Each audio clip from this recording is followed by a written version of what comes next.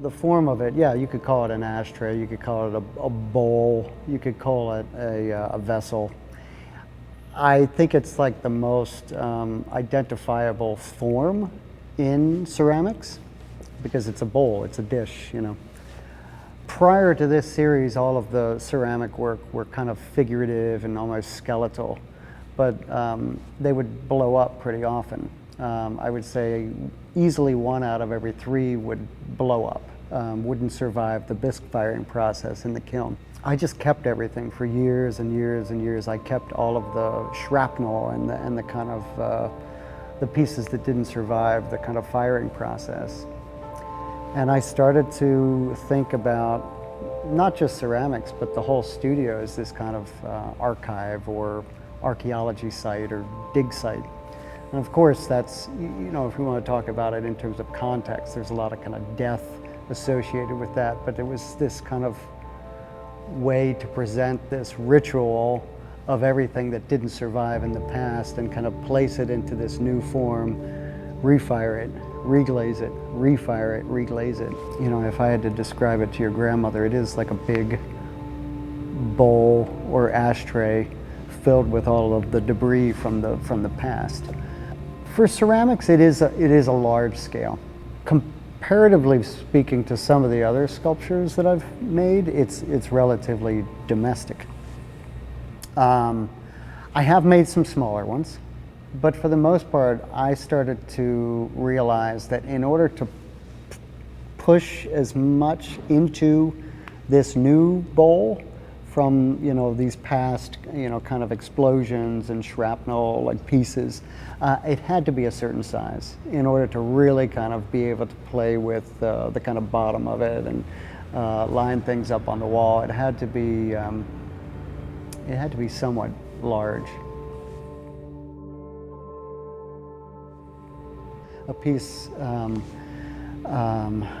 like the one at Louisiana is, it has been fired probably for about a month and a half. It just keeps going in the kiln, fired for a couple of weeks, brought back out.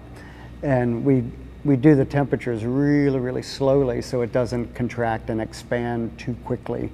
And,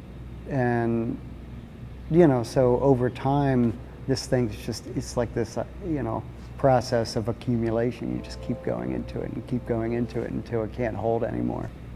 To be loose, I'm a real pack rat. You know, I never throw anything away. And I think it's kind of nice as an artist, maybe not for every artist, but for me anyway, it's you know, as time goes by, it's kind of nice to reassess my position based on what I'm thinking either at present or want to do in the future, but always kind of using that lineage of the past to kind of base it off of. There's also some, for me anyway, there's some legitimacy with that. I know that some of those pieces are 12, 15 years old, and it's, there's this kind of truth in longevity, you know.